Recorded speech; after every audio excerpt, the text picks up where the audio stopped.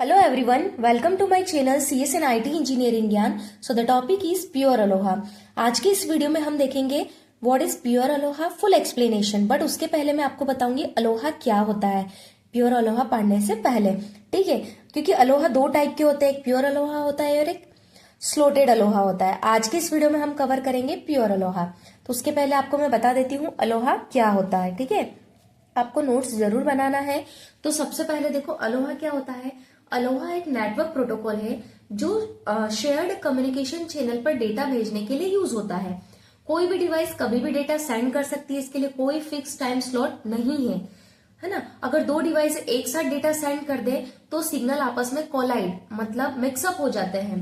Collision होने पर data corrupt हो जाता है. कोलाइजन के बाद हर डिवाइस रैंडम टाइम वेट करती है और फिर डेटा भेजती है.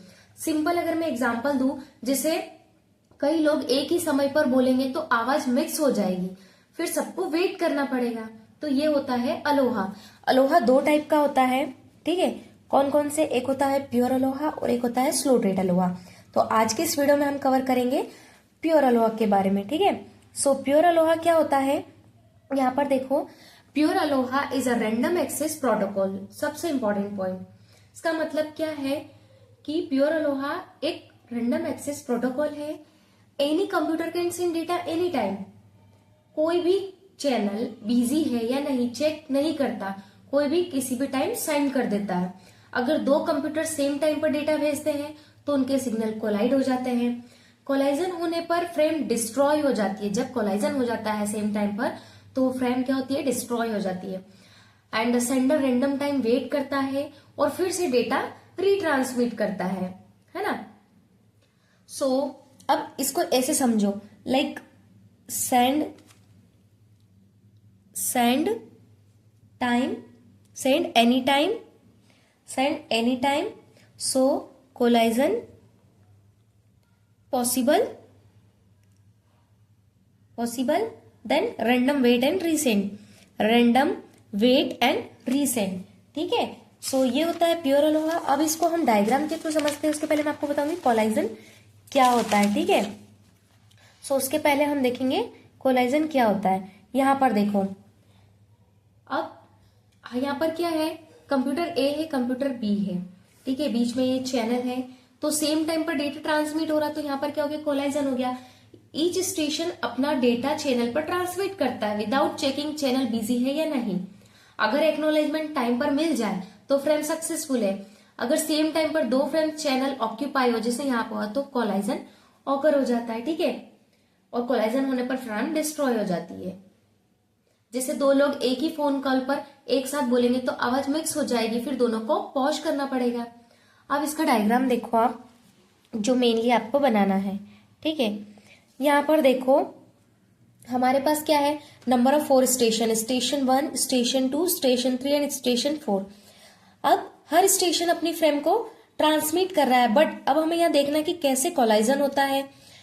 तो सबसे पहले देखो, स्टेशन 1 ने क्या किया, अपनी फ्रेम को ट्रांसमिट किया, फ्रेम 1 को जिस टाइम पर, तो इस टाइम पर फ्रेम स्टेशन 2 ने नहीं किया, मतलब ये फ्री है, यहाँ पर इसकी कोई प्लेस नहीं है फ्रेम की. स्टेशन 3 ने भी नहीं किया, स्टेशन 4 ने भी. तो ये यहाँ पर कोलाइजन नहीं हुआ क्योंकि number of frames only 1 transmit हुई है यहाँ पर, ठीक है?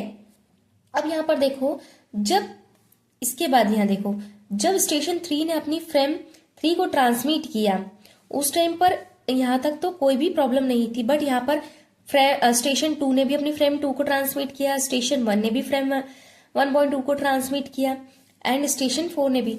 तो बहुत सारी फ्रेम्स एक साथ कोलाइड हो रही है, मिक्सअप हो रही है. तो यहाँ पर क्या हो जाता है? कॉलिजन ओकर हो जाता है, ठीक है? तो हर स्टेशन अपना फ्रेम यहाँ पर भेज रहा है, ओके?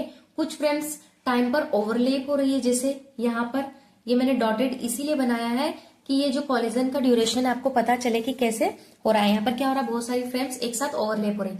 जैसे यहाँ पर था, जब स्टेशन 1 ने ये सेंड किया था तब एक भी ओवरलेप नहीं हुई थी, तो यहाँ पर कॉलिजन नहीं हुआ था, ठीक है? ओवरलेप मतलब क्या, जो कॉलिजन ड्यूरेशन है वो, है ना? और कॉलिजन होने पर क्या होता है, वो फ्रेम डिस्ट्रॉय हो जाती है. मतलब यहाँ पर कोलाइजन हो रहा, मतलब ये फ्रेम क्या हो गई? डिस्ट्रॉय हो गई. सेंडर रैंडम वेट करेगा और फ्रेम को फिर दोबारा भेजेगा. फिर से इसने क्या किया, अब स्टेशन 2 ने अपनी फ्रेम 2.2 को ट्रांसमिट किया, तो उस टाइम पर यहाँ पर तो कोई भी नहीं है, स्टेशन 3 पर भी नहीं है, बट स्टेशन 4 ने फिर ट्रांसमिट किया, तो यहाँ से फिर से क्या हो गया, ओवरलैप हो गया, तो यहाँ पर भी कोलाइजन हो गया, मतलब फ्रेम डिस्ट्रॉय हो जाएगी। एंड आफ्टर दैट स्टेशन 3 ने अपना जो फ्रेम है ट्रांसमिट किया, फ्रेम 3.4 उस टाइम पे नहीं 1 ने किया, नहीं स्टेशन 2 ने, नहीं स्टेशन 4 ने, तो यहाँ पर कोई ओवरलैप नहीं हुआ, मतलब ये इजीली ट्रांसमिट हो गई है। ये सबका जो स्टेशन, जितने भी नंबर ऑफ स्टेशन है उसका टाइम जो है, ये टाइम है, तो ये टाइमलाइन जो है वो सभी के लिए कॉमन है। तो ये याद रखो, जब भी फ्रेम्स ओवरलैप करती है तो वहां क्या हो जाता है, कोलाइजन हो जाता है होकर, ठीक है। सो आई होप आपको समझ में आ रहा होगा। जब कोलाइजन हो जाता है उसके बाद सेंडर क्या करता है, रैंडम वेट करके फ्रेम को दोबारा भेजेगा। एंड मैंने यहाँ पर ये नोट्स बनाए हैं, आप जरूर लिखिए, जो मैंने डायग्राम बनाया है उसी के बेसिस पर जो मैंने एक्सप्लेन किया, ठीक है। तो अलोहा क्या एक नेटवर्क प्रोटोकॉल है for data transmission on shared channel, and इसके टाइप होते हैं pure ALOHA, slotted ALOHA. Next video में हम स्लोटेड अलोहा देखेंगे। प्योर अलोहा मतलब send any time, then collision, then random wait and फिर रीसेंड, ओके। और इस डायग्राम में देखो multiple station, sending frames and collision happening when overlap occurs. I hope आपको समझ में आया होगा। सो अगर आपको वीडियो पसंद आया तो लाइक शेयर जरूर करें, और अगर आप मेरे चैनल पर नए हैं तो प्लीज मेरे चैनल को सब्सक्राइब करना ना भूलें। Thank you. नेक्स्ट वीडियो में मिलते हैं स्लोटेड अलोहा के साथ।